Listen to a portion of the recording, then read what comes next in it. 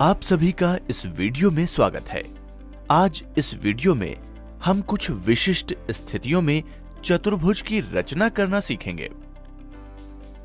अब तक हमने एक चतुर्भुज की रचना सीखी जब चारों भुजाओं और एक विकर्ण की लंबाई दी हो, तीन भुजाओं और दो विकर्णों की लंबाई दी हो, दो आसन्न भुजाएं और तीन कोणों का माप दिया हो, तीन भुजाएं और उनके बीच के दो कोणों का माप दिया हो।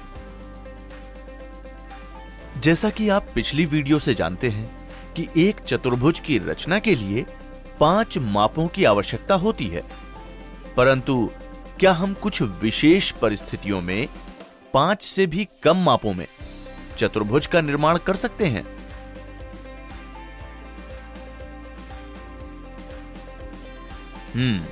आइए इस पर चर्चा करें।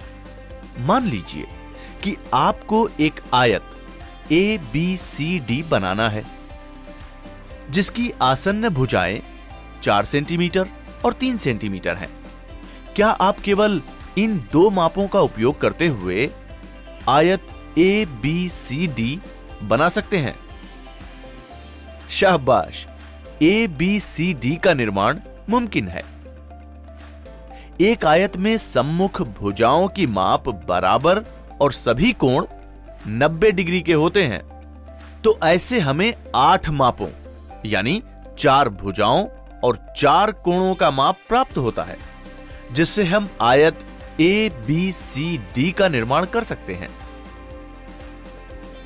चलिए एक और स्थिति देखते हैं। शिखा अपनी सहेली के जन्मदिन के लिए एक बर्थडे कार्ड बनाना चाहती है जिसमें इस्तेमाल होने वाले एक वर्गाकार स्टिकर के विकर्ण की लंबाई 5 सेंटीमीटर है। क्या आप स्टिकर बनाने में शिखा की मदद कर सकते हैं?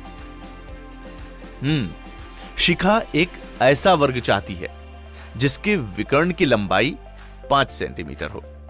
तो आइए वर्ग के विकर्ण की विशेषताओं को कुछ इस प्रकार लिखें। वर्ग में दोनों विकर्णों का माप बराबर होता है।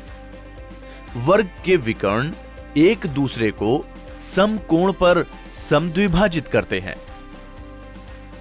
मान लीजिए कि वर्ग ABCD है और विकर्ण AC बराबर 5 सेंटीमीटर।